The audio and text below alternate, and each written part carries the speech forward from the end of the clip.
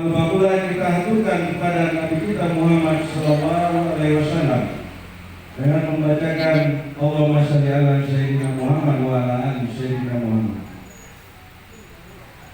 Yang saya hormati hadir pada malam ini di antara kita yaitu Bapak Ustaz Fitri Ansa SPDI yang malam ini yang akan membawakan dan membuat ceramah dalam kegiatan malam ini. Kemudian yang kami hormati Ketua IKKA beserta pengurus, yang kami hormati orang tua kita, pembina, pengurus, penasihat, kemudian yang kami hormati bapak-bapak, ibu-ibu, orang tua kita, Budo Kandung, Dede Pandai yang hadir malam hari ini. Baiklah, untuk malam ini kami akan membacakan susunan acara, yaitu yang pertama pembukaan dengan sendiri, yang kedua kata sambutan oleh ketua kita IKKA, kemudian sepatah kata juga dari pembacaan doa, dan terakhir persembahan keturun yang akan dipandu oleh saudara kita Pak Dedi dan Pak. Baiklah, bapak-bapak, ibu-ibu, orang tua sekalian, puasanya malam ini adalah malam yang bahagia kepada kita semua, karena malam ini yang hadir lebih banyak daripada malam bulan sebelumnya. Alhamdulillah ada peningkatan silaturahmi, kedekatan untuk membangun keakraban sesama warga agama. Baiklah, kita lanjutkan acara selanjutnya. Sepatah kata oleh ketua kita Bapak Sabtu Bari. Pada waktu tempat kami persilakan.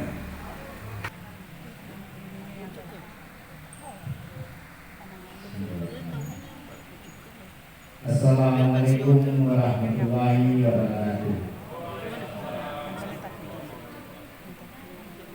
Bismillahirrahmanirrahim. Alhamdulillahirabbil alamin. Wassalatu wassalamu ala asyrofil anbiya'i wal mursalin wa ala alihi wa ashabihi. Yang terhormat Bapak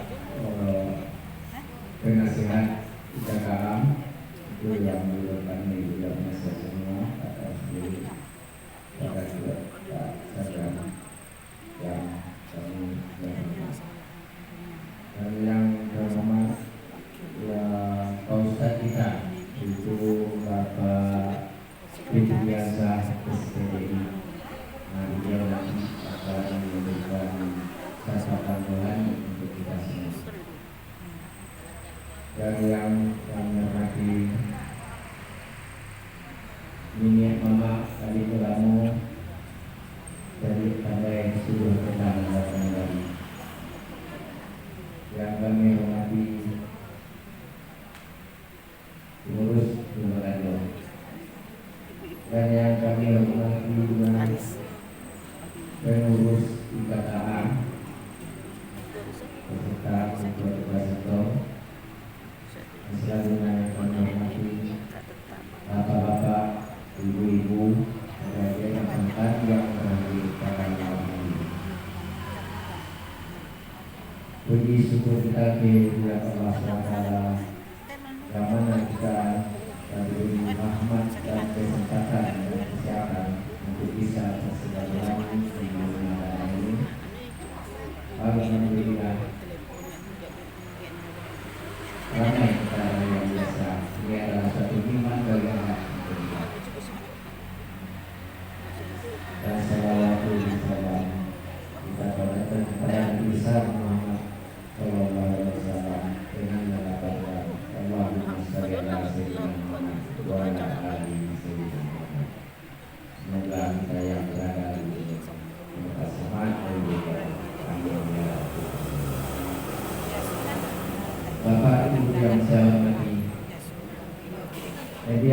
situasi malam ini alhamdulillah kami pengurus sudah dengan semangat lagi bergerak karena banyak kemajuan ramai dan apapun menu lain bulan Pak di kami beliau ini ada kopi ada teh juga nampaknya kopi akan maju alhamdulillah. Jadi kami pengurus sudah dengan semangat untuk menggerakkan wisata ini guna untuk menggabungkan kita, menyatukan kita yang ada di perantauan. Inilah suatu organisasi yang di tingkat kabupaten yang kami gerakkan untuk menyatukan kita yang kecil-kecilan. Jadi yang kita yang belum saling mengenal, di sini wadah kita saling mengenal. Yang sudah lama tidak bertemu dan tak berjumpa, di sini ya kita untuk pertemuan kita. Mudah-mudahan dengan adanya silaturahmi KKA ini terjadi erat silaturahmi kita di perantauan. Jadi KKA ini bukan khusus untuk kita berjalan. Kita bergabung boleh masuk dari daerah-daerah lain.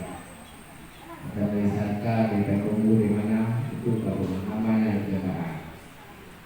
Jadi itu untuk menyatukan kita yang berkejar-kejar, yang tidak saling mengenal, yang tidak pernah silaturahmi.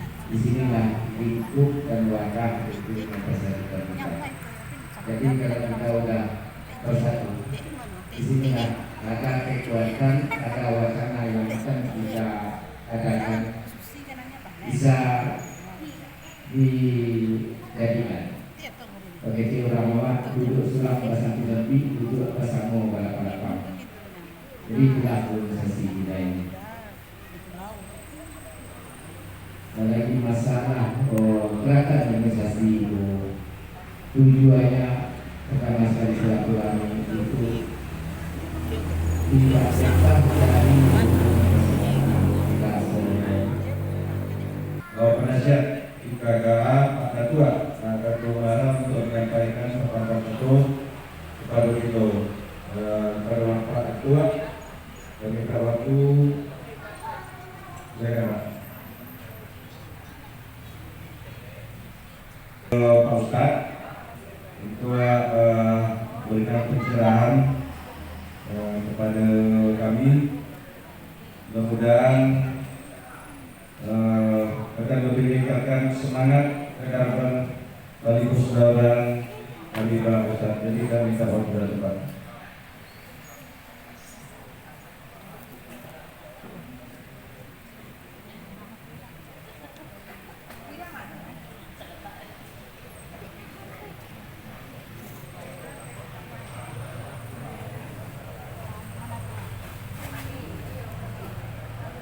Assalamualaikum warahmatullahi wabarakatuh.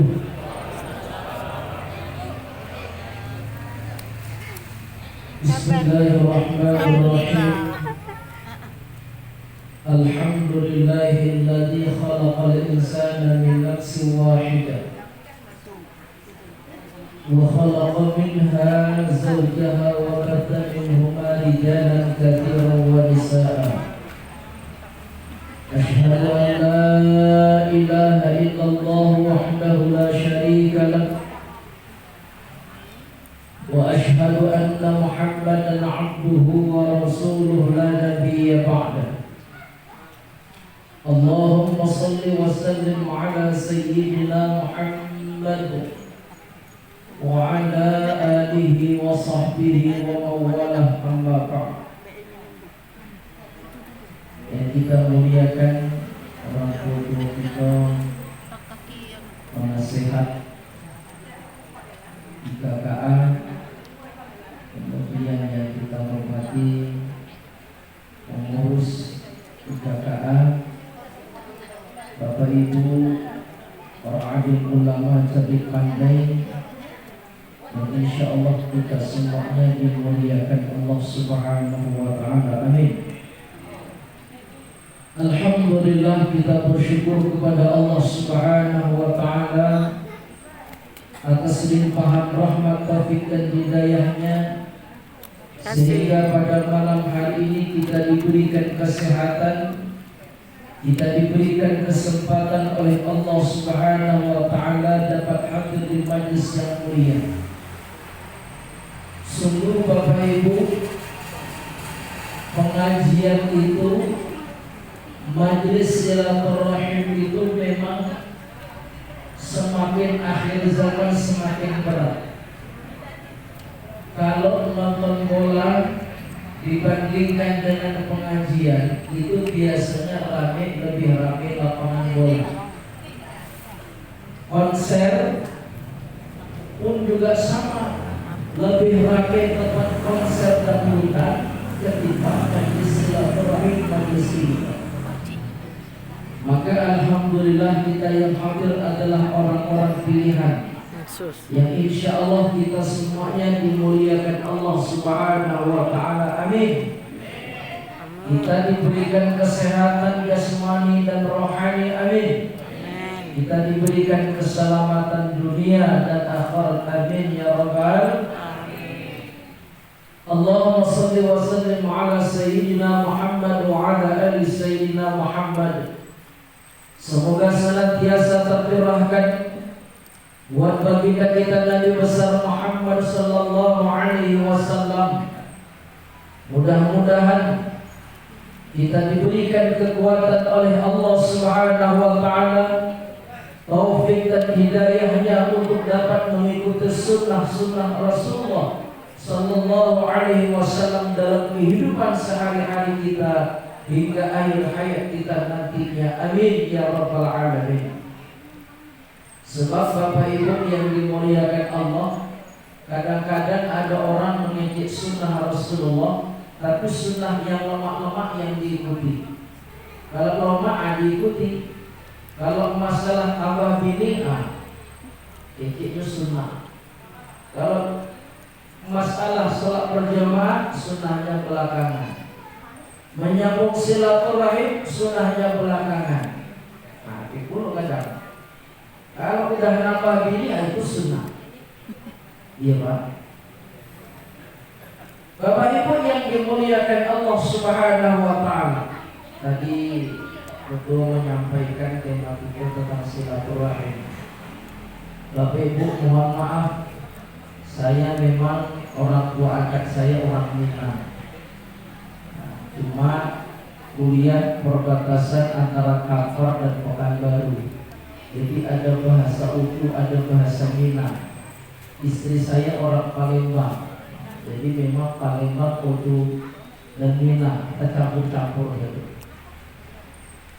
Bapak Ibu yang dimuliakan Allah Subhanahu wa Ta'ala, mengawali pembahasan terkait dengan silaturahim, kita ingat firman Allah Subhanahu wa Ta'ala dalam Al-Quran surah Ali Imran. Kata Allah Subhanahu wa Ta'ala, "Duribat 'alaihimul dhillatu ayyama thuqifu." Mereka orang-orang kafir, kata Allah Subhanahu wa Ta'ala, senantiasa berada dalam kehinaan. Ayyama thuqifu, dimanapun mereka berada. Illa bihablin minallah wa hablin minan nas, kecuali kata Allah Subhanahu wa Ta'ala mereka berpegang teguh kepada tali agama Allah Subhanahu wa Ta'ala dan tentunya menyambung silaturahim. Allah menyampaikan dalam ayat ini, siapapun orangnya akan meraih kemuliaan ketika taat kepada Allah dan baik dengan sesama manusia. Kalaulah dua hal ini terpisah, satu saja yang kita pilih, sungguh kemuliaan belum kita dapatkan. Ibadahnya luar biasa, sholatnya luar biasa, puasanya, jangankan sholat yang wajib, yang sunat tak pernah ditinggalkan. Jangankan puasa yang wajib, puasa sunat dikerjakan. Jangankan zakat sedekah setiap hari dilakukan, Tapi kalau tidak baik dengan manusia, sungguh kemuliaan belumlah dia dapatkan. Atau sebaliknya, baik dengan sesama manusia tidak taat kepada Allah Subhanahu wa taala, pun juga demikian kemuliaan belum kita dapatkan.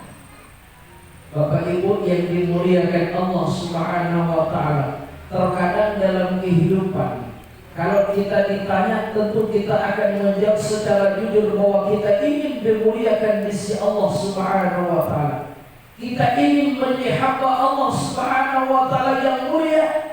Maka sesungguhnya tatkala kemuliaan itu kita inginkan, jangan pernah kita lupakan hablum minallah dan hablum minan nas.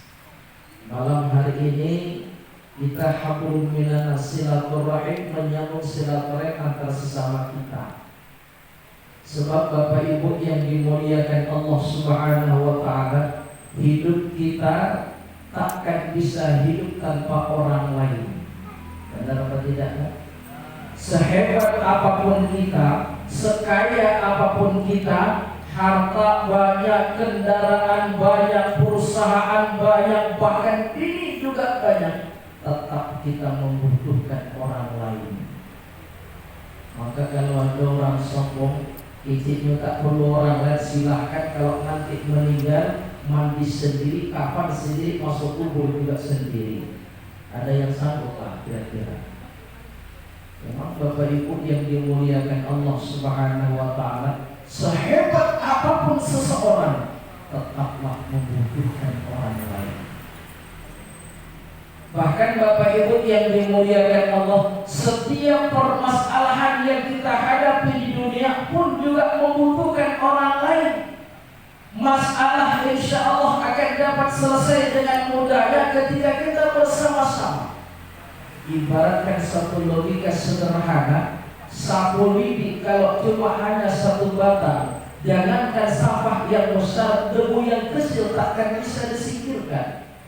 Tapi kalau sekiranya sapu lidi disatukan, sapu lidi menjadi besar, jangankan debu yang kecil, sampah yang besar akan dapat kita singkirkan.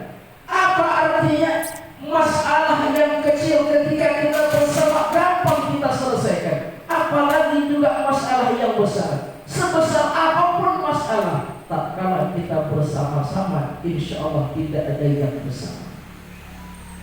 Maka Bapak Ibu, apa yang dikecik ketua kita tadi, ketika kita iman bersama-sama lantas kemudian itu dari kita, oleh kita, untuk kita, maka itu adalah bagian hablum minanas kita, bahagia silaturahim kita. Bapak Ibu yang dimuliakan Allah Subhanahu wa taala, apa manfaat silaturahim? Tadi sudah disinggung oleh penasihat kita dalam hadis yang diriwayatkan oleh Imam Bukhari Muslim, Rasulullah sallallahu alaihi wasallam bersabda, "Man ahabba an yubsata lahu fi rizqihi wa yunsa'a lahu fi atharihi falyasil rahimah." Kata Rasulullah sallallahu alaihi wasallam, siapa yang ingin dilapangkan rezekinya dan siapa yang ingin dipanjangkan umurnya, falyasil rahimah, maka sambunglah silaturahim. Rasulullah sallallahu alaihi wasallam menyampaikan, orang yang menjaga, orang yang menyambung silaturahim, maka bahagian keutamaannya Allah akan lapangkan rezekinya. Bapak Ibu, hadis ini baik kita pahami secara tekstual ataupun kontekstual. Kalaulah kita berbicara dilapangkan rezeki secara tekstual, insya Allah kita akan dimudahkan dan dilapangkan rezeki. Lihatlah malam hari ini, Bapak Ibu yang dimuliakan Allah. Tadi saya disiapkan satu gelas minuman teh, sudah saya minum beberapa teguh. Saya hadir di majelis ini ternyata mengambil rezeki. Jadi kalau dato-dato orang tua kita tak minum tehnya, aku belum dapat rezeki. Kue yang di hadapan kalau belum dicicipi belum rezeki, maka dicicipilah. Sedih nengok kue tak dimakan. Yang sudah mencicipi sudah terbukti bahwa Allah memberikan rezeki. Jelas? Allah akan memberikan rezeki ketika orang menyambung silaturahim tanpa kita sadari, hadir di majlis, minum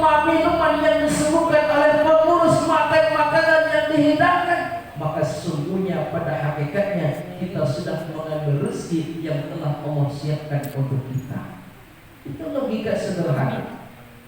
Kita datang ke rumah tetangga sebelah silaturahim, keluar teh gelas, kita minum, itu bagian daripada rezeki. Itu secara tekstual. Secara konseptual, Allah akan memberikan keberkahan dari rezeki yang Allah berikan kepada kita. Bapak Ibu yang dimuliakan Allah, hidup kalau punya rezeki berkah itu yang luar biasa. Harta berapa banyak pun kalau tidak berkah, yakinlah orang itu takkan pernah merasa cukup dan puas. Harta yang berkah itulah harta yang sangat luar biasa. Sedikit memang jumlahnya, kecil memang angkanya, tapi dengan keberkahan di dalam manfaat silaturahim, harta yang sedikit akan terasa cukup dan besar manfaatnya. Bapak Ibu yang dimuliakan Allah, ini manfaat pertama.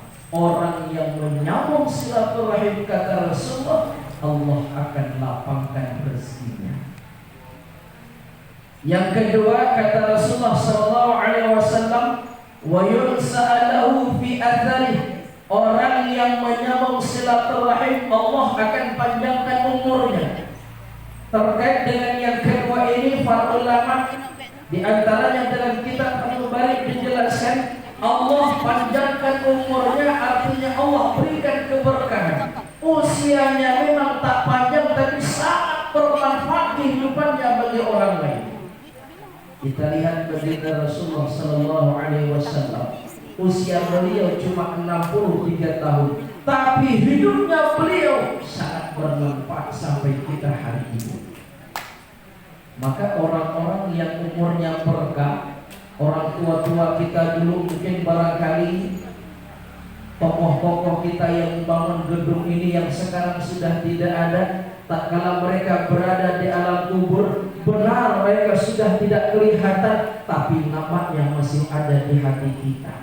Benar mereka sudah tidak ada dalam gedung, tapi perjuangan mereka sampai hari tetap kita ingat dan kita dengar. Itu bahagian daripada usia mereka, Allah berikan keberkahan dengan silaturahim. Maka Bapak Ibu yang dimuliakan Allah, ini yang sangat luar biasa. Silaturahim menjadikan Allah berikan keberkahan terhadap rezeki, Allah lapangkan rezeki kita. Kemudian yang kedua, Allah panjangkan umur kita, Allah berikan keberkahan terhadap usia. Sebab Bapak Ibu yang dimuliakan Allah, dalam hadis yang lain Rasulullah Sallallahu Alaihi Wasallam bersabda, khairun nas, sebaik-baik manusia itu, kata Rasulullah, man tala umur wa hasuna amalu, sebaik-baik manusia adalah siapa yang dipanjangkan umurnya, banyak amal kebaikannya.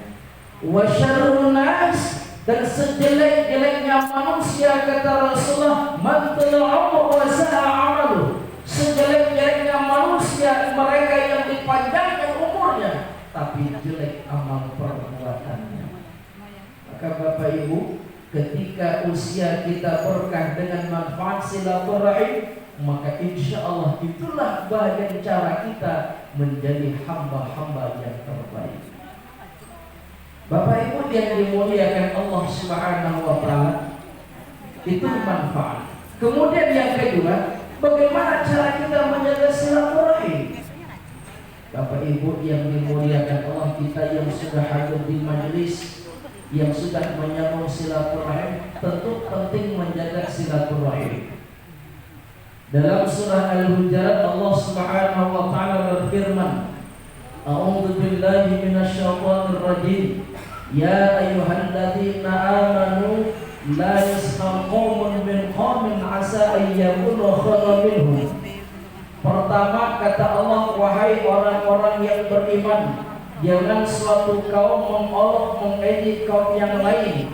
Boleh jadi yang diolok, yang diejek lebih baik daripada kaum yang mengolok dan mengejek.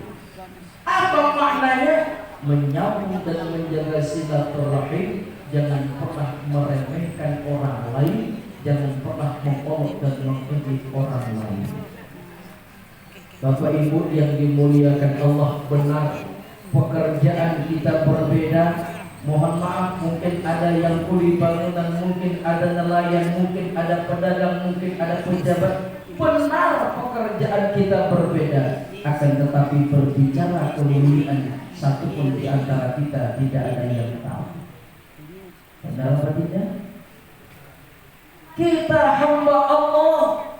Allah berfirman dalam Al-Quran, Inna akramakum indallahi atqakum, orang yang paling mulia di antara kamu di sisi Allah. Kata Allah, hanya orang yang paling bertakwa. Bukan soal apapun pekerjaanmu, ketika engkau adalah orang yang bertakwa, maka engkau, kata Allah, adalah orang yang mulia.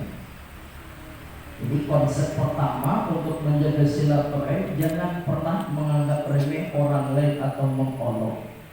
Seorang pejabat tanpa seorang nelayan, pejabat takkan bisa makan ikan.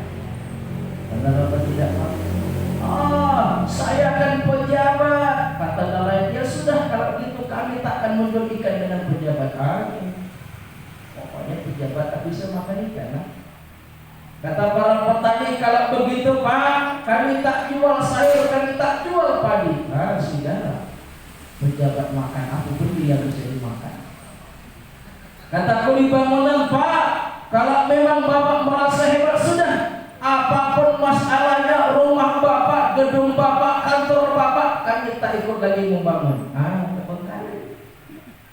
Inilah arti kehidupan, bahwa kita saling membutuhkan satu sama lain. Tak pantas seorang hamba Allah menganggap remeh orang lain, apapun profesi dan pekerjaannya. Makanya kata Allah, orang yang diolok, orang yang diejek, boleh jadi, kata Allah, lebih baik daripada yang mengolok dan mengejek. Jaga silaturahim kita dengan tidak merendahkan orang lain, mengolok dan mengejek orang lain. Saya tak panjang-panjang Pak, karena posisi berdiri saudara. Yang kedua, menjaga silaturahim itu, kata Allah, ya ayyuhalladzina amanu jtanibu katsiran minaz zanni inna ba'daz zanni itsmun. Wahai orang-orang yang beriman, tinggalkan kebanyakan buruk sangka, inna ba'daz zanni itsmun, karena sebagian buruk sangka itu, kata Allah, adalah dosa. Bapak Ibu yang dimuliakan Allah Subhanahu wa taala, baik sangka gampang diucapkan, tapi sungguh terkadang berat untuk dilaksanakan. Bangsa dan negara takkan pernah maju ketika pejabat dengan rakyatnya saling berburuk sangka. Organisasi takkan pernah maju ketika pengurus dengan anggota berburuk sangka. Rumah tangga tidak akan harmonis ketika suami istri berburuk sangka. Anak dan orang tua tidak akan pernah akur, tidak akan pernah nyaman ketika orang tua dan anak saling berburuk sangka. Tidak ada yang bisa diselesaikan dengan keburuk sangkaan. Ini cuma contoh, ya Bu ya, Bu, ini cuma contoh. Seorang suami menyampaikan kepada istrinya, Dek, insya Allah kalau sekiranya abang diberikan kesehatan dan dimurahkan rezeki, kalau tender abang dapat 1 M tahun ini, abang akan nikah lagi. Ini contoh. Ketika sang suami menyampaikan seperti itu, kira-kira kita tersenyum apa marah, Bu? Baik sangka apa buruk sangka? Halo? Bu,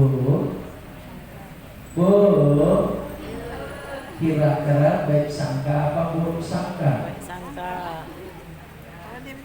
Ini cuma contoh. Orang yang berbaik sangka, hatinya benar-benar menanamkan silaturahim itu bagian yang terpenting meraih kemuliaan. Saya sudah ibadah kepada Allah, tapi kalaulah saya buruk sangka dengan orang lain, itu hanya merusak diri saya. Istri yang salihah akan berbaik sangka kepada suaminya. Oh, alhamdulillah Bang, Kalau abang nanti dapat tender menambah istri lagi, alhamdulillah, berarti Allah meringankan beban saya sebagai istri. Bini yang macam ini Pak luar biasa, calon penghuni surga, ya Pak ya? Iya Pak? Iya Pak? Bahkan dirimukan surga bini yang macam ini. Jadi adik setuju, bukan soal setuju atau tak setuju Pak. Tapi yang paling penting adik berbaik sangka. Pertama, baik sangka kepada Allah. Mungkin inilah cara Allah untuk mengangkat derajat adik sebagai seorang wanita. Subhanallah, luar biasa ya Bu ya. Terus yang kedua, adik juga berbaik sangka dengan abang. Kepada Allah adik baik sangka, kepada abang juga adik berbaik sangka. Mungkin banyak kekurangan yang adik miliki sehingga abang berpindah ke hati lain. Oh, kata sang suami, benar tindaku. Sebenarnya abang tuh bukan mau nikah lagi, cuma sudah hampir setahun abang susah tidur setiap malam. Apa pasal bang? Biasanya adik kalau sebelum tidur dulu parfumnya wangi luar biasa. Semakin hari sekarang bawangnya luar biasa. Aroma bawang yang adik pakai, abang hampir tiap malam tak bisa tidur. Kapan abang tidur? Nanti sudah sampai ke kantor. Tuh, ya Bu ya. Alhamdulillah, itu manfaat baik sangka. Dengan baik sangka ketahuan penyebabnya. Coba kalau sempurna sangka, aku tak rela abang nikah. Oh, tambah jadi. Bapak Ibu yang dimuliakan Allah, ada satu contoh ini kisah nyata. Ini terkait dengan baik sangka. Dalam rumah tangga yang usia kandungan istrinya sudah hampir melahirkan, kira-kira sekitar setengah bulan atau 1 bulan. Sang istri biasa, kalau mak-mak itu Pak paling suka dengar cerita mak-mak yang lain. Kata mak-mak tetangga, Bu, ibu kalau melahirkan anak pertama itu harus banyak persiapan. Beli bantal guling, beli kain ini, beli itu, beli kasur, beli itu segala macam. Kata mak-mak. Tapi faktanya sang suami beda. Masalah kasur tak pernah dibelikan suami. Ketika suami melihat ternyata ada bantal guling yang kecil dikasih tetangga, sudah ada ayunan dikasih tetangga, suami gak pusing-pusing. Jika cerita Bapak Ibu terpikir oleh sang istri, jangan suami tak bahagia dengan kelahiran anak. Istri terpikir kurang baik. Suami peka melihat istrinya, maka didekati istrinya. Kata sang suami, apa yang kau pikirkan? Kata sang istri, bang, abang seolah-olah tak bahagia dengan kelahiran anak. Kenapa adik mengatakan demikian? Karena abang tak pernah terpikir sedikit pun kayaknya memberikan pakaian untuk anak kita. Suami kemudian menjawab, kata sang suami, yang tak bahagia itu saya atau adik sebenarnya? Saya mau tanya, kata sang suami, anak kita laki-laki atau perempuan? Kata sang istri, belum tahu bang. Tuh, anak kita belum di OSG, kata sang suami. Tidak tahu apakah laki-laki, apakah perempuan. Kalau diberikan pakaian laki-laki, yang lain perempuan, bagaimana? Kita berikan pakaian perempuan, kalau yang lain laki-laki, lantas bagaimana? Sang suami kemudian melanjutkan pertanyaan. Kata sang suami, yang perlu dipikirkan sekarang apakah pakaian anak atau kesehatan anak dan istri. Bapak-bapak pilih yang mana? Anak lahir pakaian yang banyak, lengkap. Bantal gulingnya, kasurnya, selimutnya, ayunan, lengkap segala macam. Tapi yang lain, bagaimana istri sehat, anak sehat, selamat dua-duanya, mana yang paling dipentingkan? Sang suami melanjutkan, kata sang suami, siapa yang setiap malam membuatkan air susu untukmu? Engkau tertidur sudah nyenyak, suamimu bangunkan atas dibuatkan susu untukmu. Kenapa? Agar kamu sehat dan anak sehat. Siapa yang setiap hari memberikan buah, mengupaskan buah agar kamu makan buah terus-terusan sampai kamu katanya bosan makan buah? Siapa yang mengupaskan dan memberikan? sang istri juga menjawab, kamu yang membuatkan dan memberikan. Kalau begitu kata sang suami, siapa yang lebih gembira dengan keluarga? Apa yang terjadi Bapak Ibu? Suami mengajarkan bersangka dan musyawarah, maka alhamdulillah yang terjadi, istri meminta maaf dan suami juga saling memaafkan. Ini manfaat baik sangka. Suatu organisasi akan maju ketika kita sudah menanamkan kebaik-sangkaan satu sama lain. Yang ketiga kata Allah, wala tajassasu wala yaghtab ba'dukum ba'dha. Ayuhibbu ahadukum ayyakula lahma akhihi maitan fakaritumu. Yang ketiga kata Allah Subhanahu wa taala, tidak mungkin tak mencari kesalahan orang lain. Hasibu anfusakum qabla tuhasabu. Hidup ini lebih baik kita koreksi diri kita sebelum kita koreksi orang lain.